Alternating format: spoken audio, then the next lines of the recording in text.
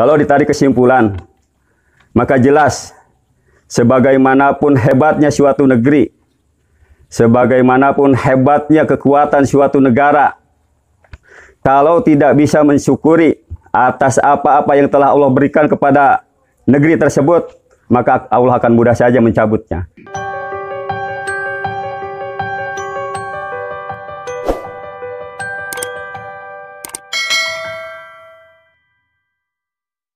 Saudara sekalian yang sama-sama mengharap ridho Allah Subhanahu wa Ta'ala. Kenapa saya mengambil judul atau tema yang tadi disebutkan? Terinspirasi dari pembicaraan saya dengan adik saya waktu sebelum Muhammadiyah tidak terlibat ke dalam politik, NU tidak terlibat kepada politik, PKB dan PAN.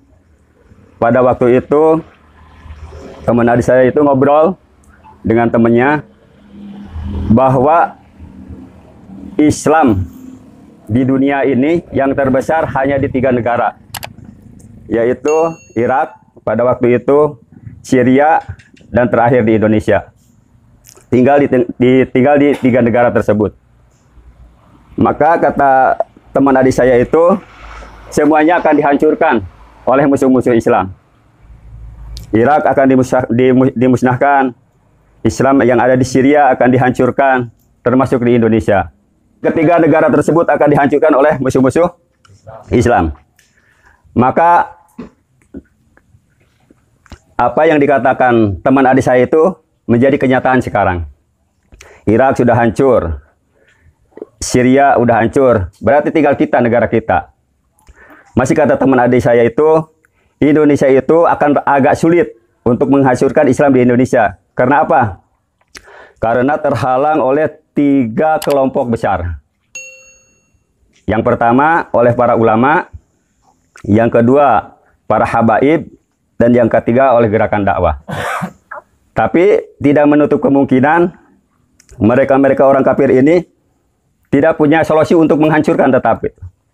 Maka nanti kalau sampai kata teman adik saya dialami oleh kita, ulama-ulama akan dilibatkan kepada politik. Mereka akan beramai-ramai membentuk atau membuat wadah politik. Habaib nanti akan disiahkan. Dan gerakan dakwah akan diteroriskan. Dan sekarang kita tidak bisa menutup mata. Ulama sudah terlibat di politik, habaib sudah disiah-siahkan, terus gerakan politik, gerakan dakwah sudah diteroriskan.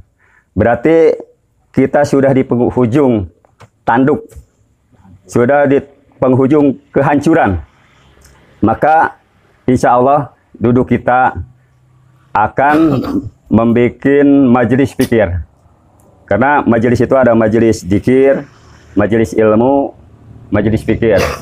Majelis dzikir ya mungkin orang-orang yang bersuluk, majelis ilmu yang biasa kita laksanakan di waktu-waktu yang lain seperti Kang Ustadz Warnoto, Kang Haji Ali, Kang Fuad, itu majelis-majelis ilmu. Dan insya Allah kita akan membuat majelis fikir. Bagaimana pikir kita ini ada kerisauan kepada agamanya Allah Subhanahu wa Ta'ala yang di penghujung kehancuran ini. Karena sudah nampak, tidak bisa menutup mata, ulama-ulama kita sudah banyak yang syahid, sudah banyak yang meninggalkan kita.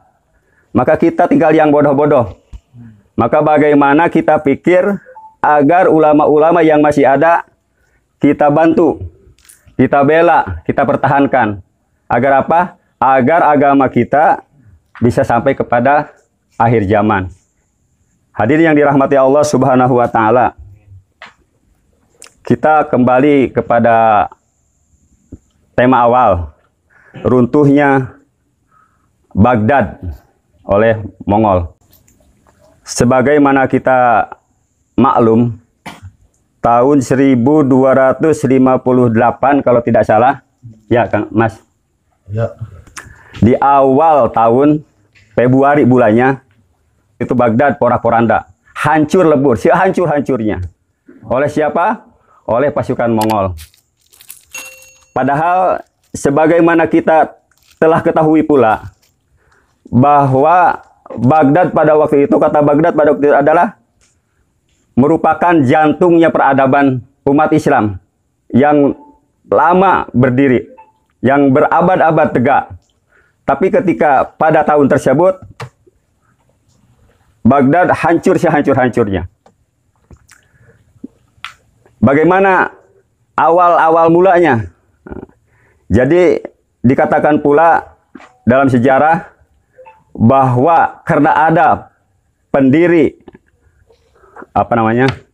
Kekaisaran Mongol yang didirikan oleh Genghis Khan pada waktu itu, maka Genghis Khan ini memiliki atau mempunyai seorang cucu, yang bernama Hulagukan. Nah, Hulagukan inilah yang meluluh lantakan, yang menghancurkan, yang merebut kedaulatan Baghdad pada waktu itu. Dan tidak hanya sampai di situ, semua kekayaan, semua harta benda, semua yang ada di permukaan daratan Baghdad pada waktu itu dijarah, dihabiskan oleh tentara Hulagukan tersebut. Hadirin yang dirahmati Allah Subhanahu wa taala, menurut riwayat jumlah korban pada waktu itu atas kedoliman Hulagukan ini mencapai 200.000 kalau tidak salah. Riwayat lain menceritakan mencapai 400.000. Dan Baghdad ini karena tadinya merupakan suatu kekuatan Islam, masjid-masjid banyak berdiri di sana sehingga mencapai berabad-abad. Demikian pun perpustakaan. Karena di Baghdad ini pada waktu itu ulama-ulama tumbuh subur, menjamur, sehingga banyak ilmuwan-ilmuwan dari kalangan kaum muslim membuat buku atau mengarang buku. Maka pantas ketika itu perpustakaan berserakan di penjuru Baghdad tersebut. Tapi karena kedoliman Hulagukan tersebut, hampir semuanya dimusnahkan, hampir semuanya dihancurkan. Hadirin yang dirahmati Allah Subhanahu wa taala, hancur sudah pada waktu itu Baghdad. Di manakah penguasa dolim tersebut membuat markas besarnya? Yaitu di luar kota Baghdad. Jadi di luar kota Baghdad, Hulagukan ini dengan tentara-tentaranya membuat markas besar. Karena merasa ada yang kurang, maka Hulagukan ini menginginkan berhadapan dengan seorang ulama yang keilmuannya sangat tinggi gitu. Maka ditunggu-tunggu, tidak seorang pun ulama istilahnya yang mau menghadap Hulagu. Disebarkan prajurit-prajuritnya untuk mencari siapa ulama tertinggi di Baghdad tersebut. Maka Hulagu ini tidak mendapatkan. Kenapa? Karena ulama-ulama itu merasa ketakutan untuk berhadapan dengan Hulagukan ini. Karena terkenal kezalimannya. Terkenal karena beringasnya, karena istilahnya wataknya yang sangat penghancur. Hadirin yang dirahmati Allah Subhanahu wa taala. Tapi tidak disangka Allah Subhanahu wa taala hantarkan seorang pemuda untuk menghadap Hulagukan tersebut. Dia belum berjanggut seperti Kang Ian gitu. Pemuda untuk menghadapi Hulagu belum berjanggut. Namanya siapa? Diceritakan dalam sejarah yaitu Kadihan. Kadihan ini berprofesi sebagai seorang guru madrasah di salah satu madrasah terkenal yang ada di Baghdad. Hadirin yang dirahmati Allah Subhanahu wa taala, ada keunikan Kadihan ini atau pemuda pemberani ini ketika akan menemui Hulagukan. Apa keunikannya? Ketika di tengah perjalanan, Hulagukan ini Kadihan ini, maaf, membawa seekor unta, membawa seekor kambing, membawa seekor ayam jantan. Sampailah Kadihan ini dengan 3 hewan tersebut di halaman istana. Jadi hadirin yang dirahmati Allah Subhanahu wa taala, ketika sampainya di hadapan penguasa yang dolim ini, Kadihan ditatap dari atas rambut hingga kakinya. Maka dengan cibirannya, dengan sindirannya, apakah tidak ada seorang ulama di negeri Baghdad yang terkenal besar ini, yang katanya merupakan jantungnya ulama-ulama pada waktu itu, gitu.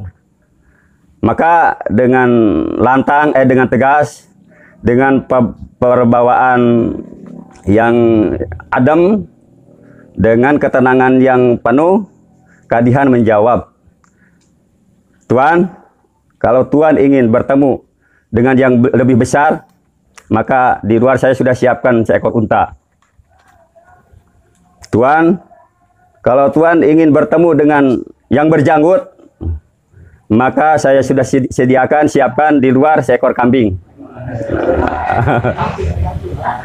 Yang ketiga, Tuan, kalau seandainya Tuan ingin bertemu dengan suara yang nyaring, maka saya sudah siapkan seekor ayam jantan di luar sana. Maka ketika apapun yang kau inginkan, Tuan, pasti akan terpenuhi. Nah, Hulagukan ini merasa tersanjung dengan pembicaraan Kadihan, merasa simpatik gitu. Ini mungkin pemuda, bukan sembarang pemuda, menarik kesimpulan. Maka ketika itu dia merasa ada lawan bicara, ada lawan diplomasi gitu, ada lawan percakapan. "Hai Kadihan, saya ingin bertanya kepada kamu. Coba ceritakan kenapa saya sampai di negeri ini. Kalau dengan akal yang biasa-biasa saja, mungkin pertanyaan tersebut akan menjadi bumerang bagi yang ditanyanya, akan bingung untuk menjawabnya. Karena Kadihan ini adalah seorang pemuda yang emang jenius, yang emang ditakdiran Allah Subhanahu wa taala punya pemikiran yang lebih, maka Kadihan ini mudah menjawab. "Tuan," kata Kadihan ya, "Tuan, karena kesalahan kami inilah Tuan hingga sampai ke negeri kami ini. Kami di sini pada hakikatnya sudah tidak bisa mensyukuri nikmat-nikmat yang Allah berikan kepada kami. Kami lebih cenderung kepada mencintai perkara-perkara dunia. Kami mengejar kedudukan, jabatan, dan kekayaan. Maka pantaslah Tuhan dikirim oleh Allah Subhanahu wa taala ke negeri kami untuk mengambil kembali keberkahan-keberkahan yang kami tidak syukuri."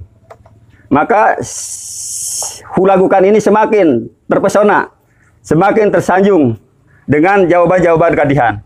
Karena menurutnya masuk kepada pemikirannya, masuk kepada hatinya. Maka Hulagukan tersebut mengajukan pertanyaan yang kedua. "Kadihan, saya cukup tersanjung dengan jawaban kamu. Maka saya akan mengajukan pertanyaan yang kedua. Kapan saya ini akan hengkang, akan pergi dari negeri ini?" Maka kalau yang menjawabnya model kita-kita yang tidak ngaji, mungkin akan bingung untuk menjawabnya. Karena pertanyaannya istilahnya, kapan? Kata Hulagu, saya ini akan pergi dari negeri Baghdad ini. Maka dengan cukup bijak, dengan cukup tenang, Kadihan menjawab,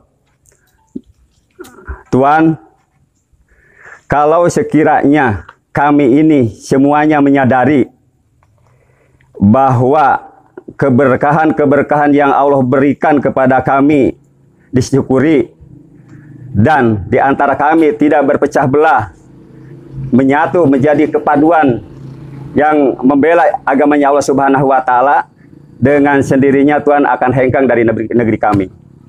Hadirin yang dirahmati Allah Subhanahu wa taala, Dari awal cerita sampai titik ini, mungkin saudara bisa menyimpulkan apa yang diambil dari kisah atau dari sejarah yang diceritakan tentang runtuhnya Baghdad, kota Baghdad ini. Hadirin yang dirahmati Allah Subhanahu wa taala, kalau ditarik kesimpulan, maka jelas sebagaimanapun hebatnya suatu negeri, sebagaimanapun hebatnya kekuatan suatu negara, kalau tidak bisa mensyukuri atas apa-apa yang telah Allah berikan kepada negeri tersebut, maka Allah akan mudah saja mencabutnya. Dengan melalui tangan, entah tangan siapa. Bukan berarti Allah tidak mampu untuk menghancurnya sehancur-hancurnya. Di dalam Al-Quran telah dijelaskan, telah diceritakan pula bagaimana Fir'aun dihancurkan, bagaimana raja-raja dolim yang lainnya dihancurkan oleh Subhanahu wa ta'ala. Allah mudah saja. Dan kita kembali kepada pemikiran-pemikiran kita. Kita ini sudah di hujung kehancuran. Baik itu dunia, apalagi agama kita. Kita menyadari bahwa agama kita ini entah nyampe entah tidak kepada anak cucu kita. Maka itulah yang perlu kita pikirkan. Maka itulah yang patut kita bicarakan hari demi hari supaya agama ini sampai kepada anak cucu kita, tidak terputus di diri kita. Karena kata ulama, di penghujung zaman ini